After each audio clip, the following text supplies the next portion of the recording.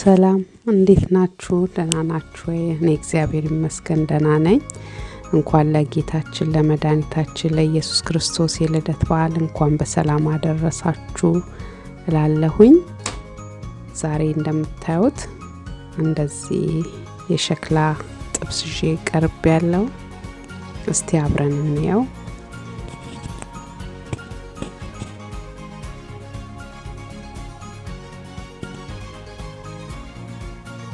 ይሄው እንደምታዩት ስጋውን ቀይ ስጋ ነው፣ ግን ጮማነት ትንሽ ያለው ቅባት ያለው ነው የመረጥኩት። ለደረቅ ጥብስ ለዝልዝል ደረቅ ጥብስ ብዙ ጊዜ ተመራጭ ሆነው ስጋ ስለሚሆን እንደዚህ ዘለዝለዋለሁኝ። በቅድሚያ በጣም ለስላሳ ስጋ ነው የመረጥኩት። ሁሉንም በዚህ መልኩ ዘለዝለዋለሁ።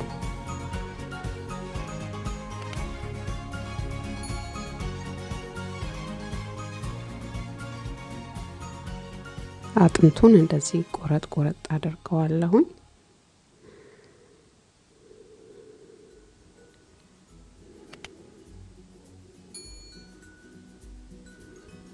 ስጋውን ሁሉም በአንድ አይነት መልኩ ነው መዘለዝለው።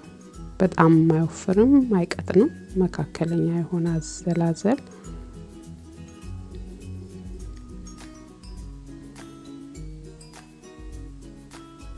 አሁን ሁሉንም እንደምታዩት እንደዚህ አዘጋጅቻለሁኝ። ጎርጎድ ባለ ሳህን ስጋውን አድርጌያለሁ። ቅመሞቼን እንደዚህ አዘጋጅቻለሁኝ።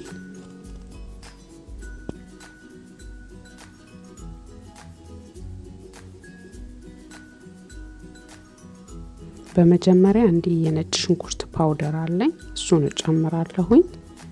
በመቀጠል ጨው የሚበቃኝን ያህል እጨምራለሁ። ከዛን የጥብስ ቅጠል ደረቁ አለኝ የተፈጨው፣ እሱን አደርጋለሁኝ። በቁንዶ በርበሬ ጨምርበታለሁኝ። እኔ ነጭ ሽንኩርት በተጨማሪ እርጥቡንም እጠቀማለሁኝ። እናንተ ግን ከፈለጋችሁ ፓውደሩን ብቻ ወይ ነጩን ብቻ፣ ሁለቱን ደግሞ ቢሆን የበለጠ ቆንጆ ጣዕም ነው የሚሰጠው። ከዛን በደረቁ እንዳይሆን ትንሽ ዘይት ጠብ አድርጌበት ቀላቅላለሁ። ለማቀላቀል እንዲሆንልኝ ነው ዘይቱን ጠብ ያደረኩት። ያው ዘይት ውስጥ መግባቱ አይቀርም፣ ግን በደንብ እንዲቀላቅልልኝ እንደዚህ አድርጌ ያው በማንኪያ ስለማይመች በእጄ ቀላቅለዋለሁ።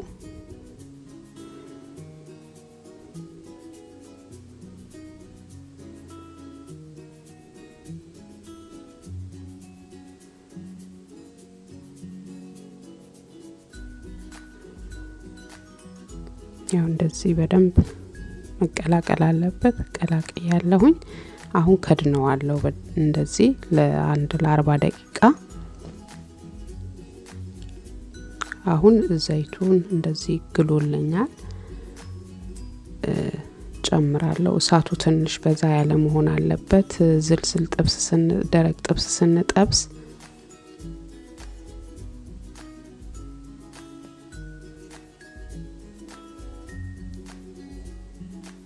መጥበሻችን ደግሞ ሰፋ ያለ መጥበሻ መጠቀም አለብን። ዘይታችን ትንሽ ከፍ ማለትና አለበት በደንብ እንዲያደርቀው ስጋውን በመንፈልገው መጠን እንዲደርቅልን። ያው አጠጋግተን ሁሉንም ስጋ እንዲይዝ ማድረግ ይቻላል። ለምን ስጋው እየበሰለ ሲሄድ መጠኑ እየቀነሰ ነው የሚመጣው። ለዚህ ቦታ አይጠበንም ነው። አጥንቱንም እንደዚህ ጨምርበታለሁ።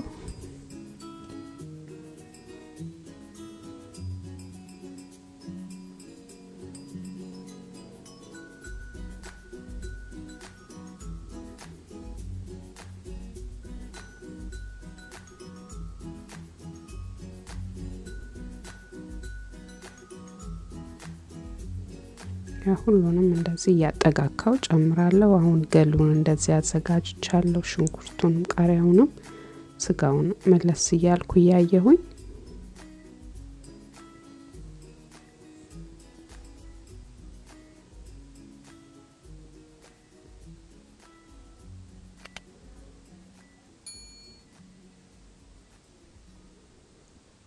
ጥሩ እየበሰለልኝ ነው።